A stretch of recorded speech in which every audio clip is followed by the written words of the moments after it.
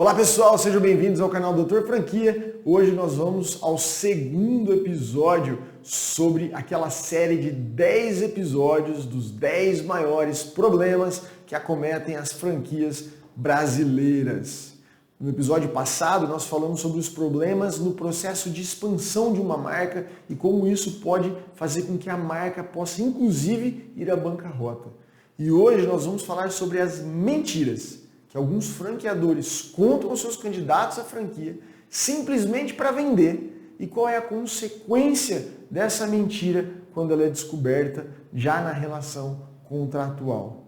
Meu nome é Lucas Meira Costa, sou advogado há 18 anos, advogado na área de franquias há 11 anos e sou um apaixonado pelas franquias no Brasil e no mundo. Sou franqueado também de uma marca de renome há 11 anos, 10, quase 11 anos, e sou apaixonado pelo que faço, porque eu acredito que esse sistema seja um sistema excelente, tanto para você expandir o seu negócio e se tornar um franqueador, quanto para você que tem dinheiro e quer investir e não tem know-how sobre um assunto, escolher uma franquia é uma boa oportunidade para você sim. Mas você precisa tomar cuidado com as franquias que cometem esses erros que a gente vai tratar nessa série. Hoje, especialmente, nós vamos falar sobre as mentiras. E se você gosta desse assunto de franquia, se você é franqueado, se você é franqueador, curta o nosso canal, se inscreva nele. Isso faz com que a gente mantenha a produzir esse tipo de conteúdo, ok? Vamos lá, gente. Nós vamos falar então sobre as mentiras que alguns franqueadores contam aos candidatos à compra da franquia e o impacto dessas mentiras depois na relação contratual. Então a gente está falando das mentiras que são proferidas antes de você se tornar um franqueado. Então a gente precisa inclusive descobrir como eu evito ou como eu descubro se o meu franqueador está me contando mentira. Então essas mentiras que ocorrem antes, elas podem acontecer em dois momentos parecidos, mas que podem acontecer em instrumentos diferentes. Então o primeiro instrumento que pode trazer uma mentira é a própria COF, a circular de oferta de franquia.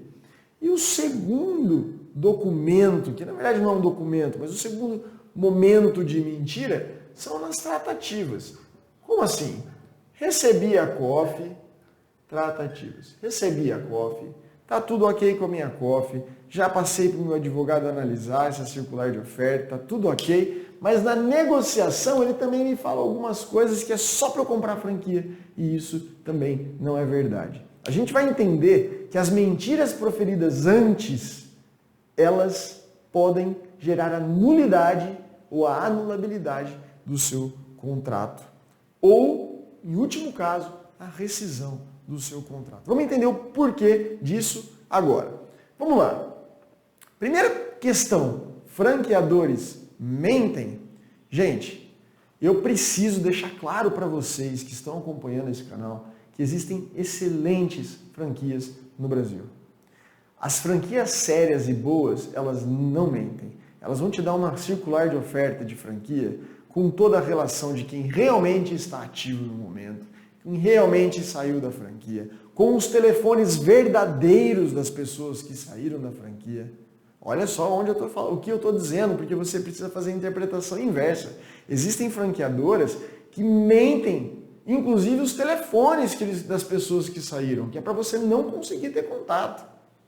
Olha lá. Então vamos lá.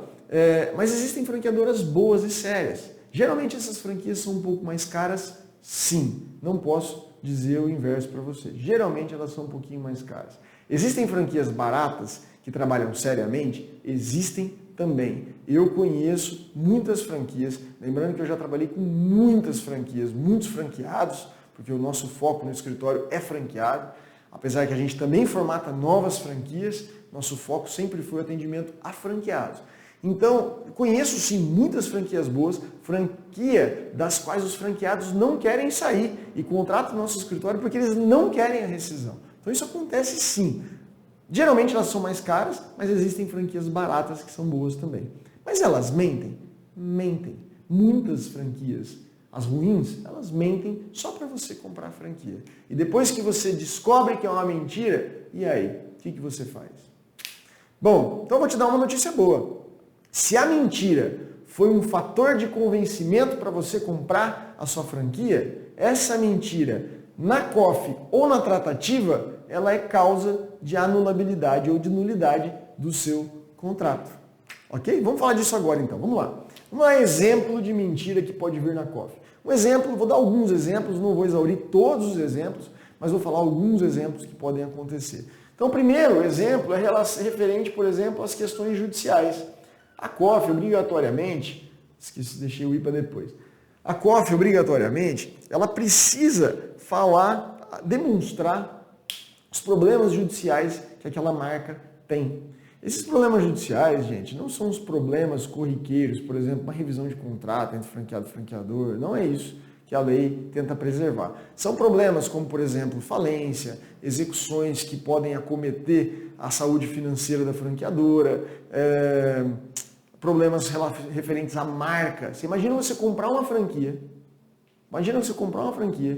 e dali 2 anos que você comprou a franquia, você precisa mudar a marca. A marca, que é o item mais importante da sua franquia, você precisa trocar, porque ela, em um processo judicial, ela sofreu uma sentença condenatória pela mudança daquela marca. Então a gente tem isso daqui, ó. Esse é um exemplo de uma mentira. Ela fala que não tem problemas judiciais e, na verdade, ela tem problemas judiciais que podem afetar o seu relacionamento com ela. Um outro problema, justamente a marca. Ela fala que a marca está depositada no INPI, mas ela só esquece de te informar que aquele depósito já está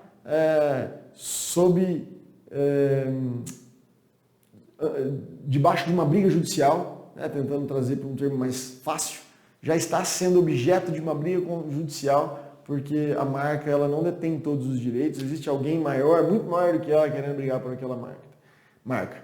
Um outro exemplo de mentira é uma questão de quantidade de unidades. Olha, nós temos 200 unidades no Brasil, eu te passo uma lista de 200 unidades e logo imediatamente depois que você entra na franquia, você descobre que ela tem 12. E aí? Se aquele foi você se convenceu a comprar a franquia justamente porque ela falou que tinha 20, que ela tinha 200, perdão, e aí você descobre que ela tem 12. Então, essa é mais uma mentira muito comum na circular de oferta. Existem várias outras mentiras, tá? Por exemplo, de exclusividade. Nós temos um produto exclusivo. Só nós temos esse produto. Uma vez eu peguei um caso que uma empresa dizia que ela era exclusiva de uma fábrica de um determinado produto. E o franqueado de uma cidade, uma capital aqui do Brasil, ele comprou, ficou super feliz. Nossa, vou vender esse item aqui exclusivo. E ele montou uma loja num shopping center e quando primeiros dias assim, ele foi fazer um passeio. Quando ele foi fazer um passeio no shopping center, ele viu o mesmo produto, o mesmo. Não era diferente, era idêntico, o mesmíssimo produto, só com uma bandeirinha diferente, rótulo diferente, por um preço 30%, 40% mais barato. E aí, quando nós questionamos o franqueador, nós descobrimos que eles não tinham a exclusividade que eles diziam que eles tinham. Era mentira. Na verdade, eles terceirizavam a produção e aquela exclusividade era uma mentira. Qualquer pessoa, qualquer lojista poderia comprar aquele produto para revenda. Bom, então esses são alguns exemplos. Como eu falei, é impossível eu exaurir todos, porque eu quero que esse vídeo seja curto. E aí eu poderia, sem sombra de dúvidas, gravar um vídeo aqui de umas 5 horas, mas não, a gente vai manter ele alguns minutinhos. Então a gente vai encerrar por aqui esses exemplos. Então aqui são exemplos, né, de mentiras que podem ser faladas, proferidas na circular de oferta. Qual é a consequência dessas mentiras? Então vamos lá. Imagina que você comprou um produto que você acha que você tem exclusividade, que você comprou uma franquia porque aquele produto específico é exclusivo da sua rede de franquias e que ninguém mais vai ter, e aí o seu vizinho, como nesse exemplo que eu citei, o seu vizinho vende aquele mesmo produto, mesmíssimo produto, comprado da mesma fábrica e ainda vende mais barato. Bom, o que acontece, gente? Não é o Dr. Lucas que está falando, de maneira alguma. Quem está dizendo o que eu vou dizer para você é a Lei de Franquias, a Lei 13.966 de 2019. Essa lei é recente, né? Ela não altera praticamente nada a lei anterior, mas é essa lei que vai dizer que essa mentira proferida na circular de oferta acarreta a nulidade do contrato. Então, esse contrato é nulo ou anulável de acordo com a lei de franquias. Não sou eu quem estou dizendo, é a lei, é a norma que nós abstraímos da lei. E por que isso acontece? Saber o porquê que isso acontece é muito importante quando a gente vem trazer aqui as tratativas. Isso acontece porque a circular de oferta nada mais é do que um documento para formar a sua vontade. Então imagina um casamento, você vai se casar com uma marca, mas você não conhece nada daquela marca. Então você recebe um documento, basicamente dizendo, olha, eu sou assim, eu gosto de dormir cedo, eu não bebo bebidas alcoólicas, eu não como comida processada, eu só como comida natural, eu sou um excelente cozinheiro, eu sou um excelente cozinheiro. E aí você casa com aquela pessoa e você descobre que tudo aquilo lá era o inverso.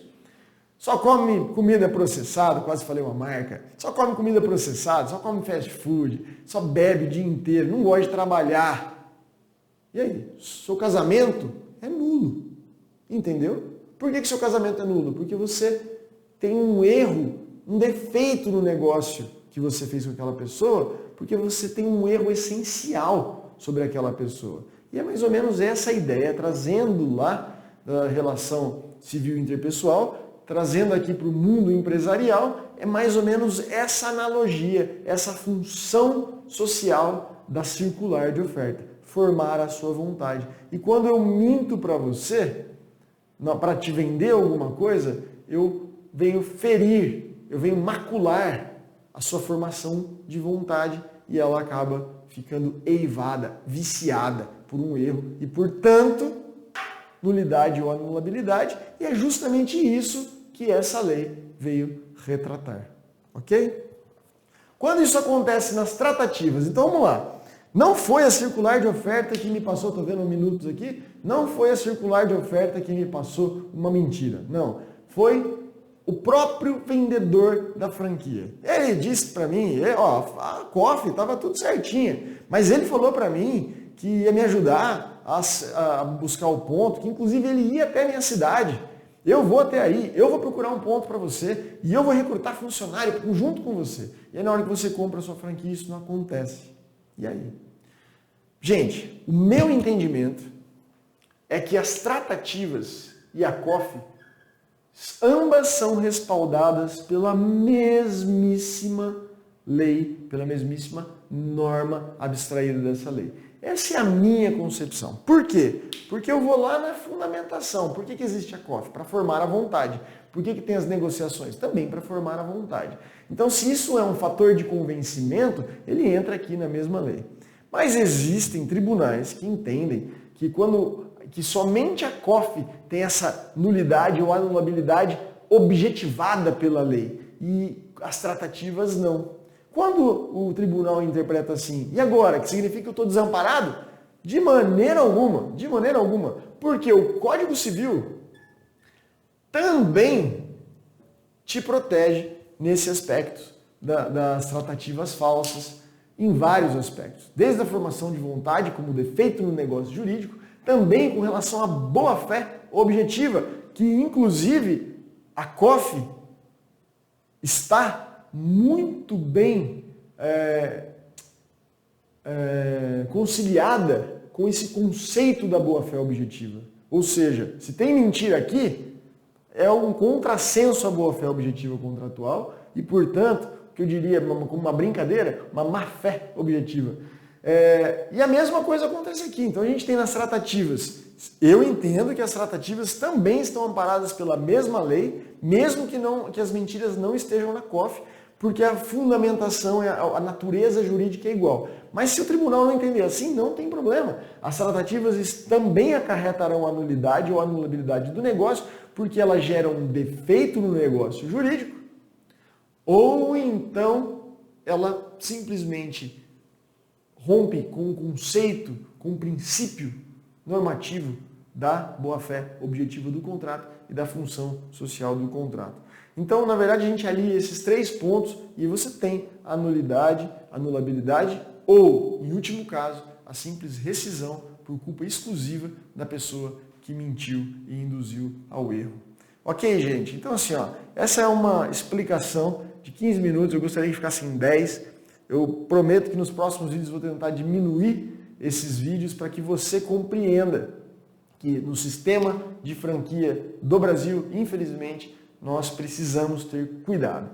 Como que eu vou evitar cair nessas mentiras? Fazendo sua tarefa. Contrate um profissional para fazer uma análise do seu contrato da sua COF. Se você não puder contratar um profissional, pegue aquela lista de franqueados que vem na COF e ligue para todos, os que estão e os que saíram. Se você começar a ligar para os que saíram e perceber que os telefones são todos inexistentes, pula fora, sai fora, porque essa franquia já está mentindo, inclusive materialmente, sobre aquele conteúdo da COF. Um grande abraço a todos, sinto muito pelo vídeo mais longo, espero que vocês tenham muito proveito. Um abraço.